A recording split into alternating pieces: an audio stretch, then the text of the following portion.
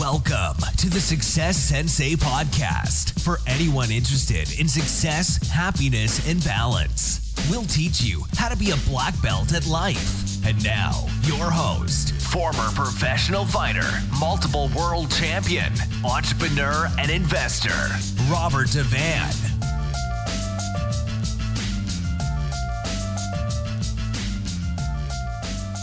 Bowing in. This is Roundhouse Rob, the Success Sensei, helping you to win at life one kick and punch at a time. Episode 170. Welcome to the starting round. Hands up. It's the starting round on the Success Sensei podcast.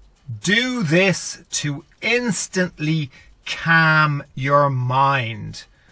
When you read the title, what is it that you were expecting me to say? Well, let's get into it.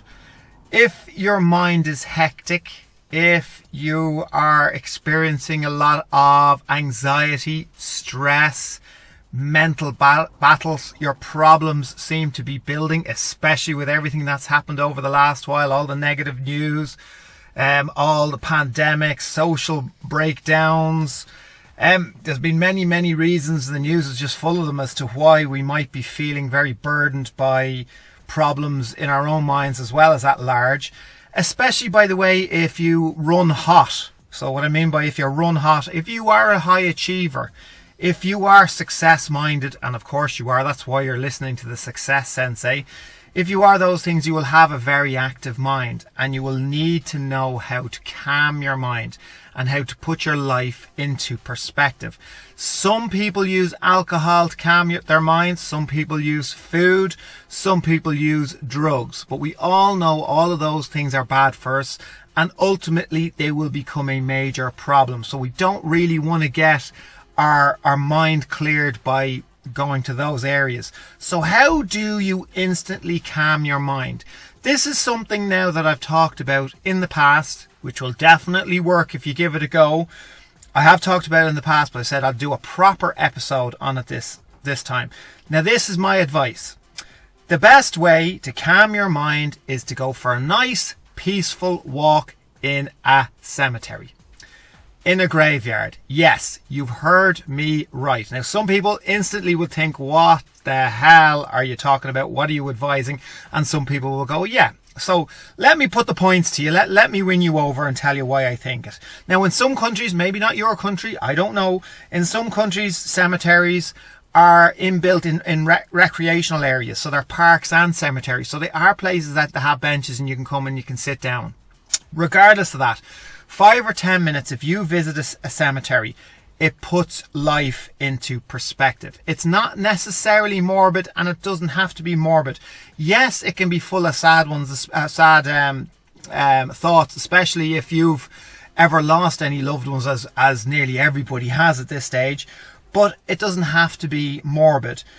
Look, the first thought I want you to realize is you're there worrying, stressed, anxiety, and eventually we're all going to end up there. Maybe in a graveyard or maybe cremated. That's totally up to you. But ultimately, is all the worry and all the stress in your life really that necessary?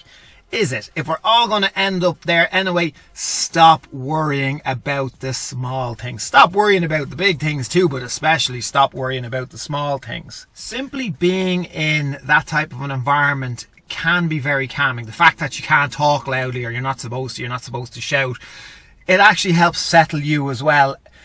And I've no doubt that the people in those graves, whether you're related to them or not, I'm not saying that they necessarily are loved ones, it could be any graveyard, but I'm sure that the people in those graves, when they were alive, were hoping that some people will go by and look at their tombstones and imagine what their lives were like.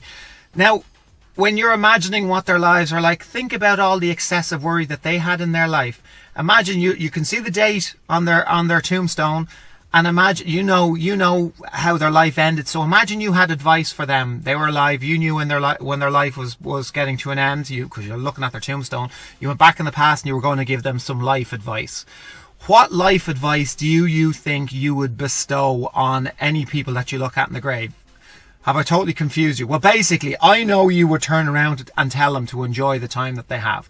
I know that you would turn around and tell them not to needlessly and excessively stress and worry over the small things. To make the best of their life and of the time that they have on the earth. I know you would say that to them. I know you would. So why are you not doing that yourself? Why can't we give ourselves the advice that we know how to give to others? And I know everybody has the proper information inside them already. It's just up to us to kind of bring it out to the forefront. We already know the answers if we look deep enough and if we can emotionally detach ourselves from the problem. So what I want you to do is breathe, especially when you're in your graveyard. Breathe. Don't sweat the small stuff. Be brave enough to take on the challenges.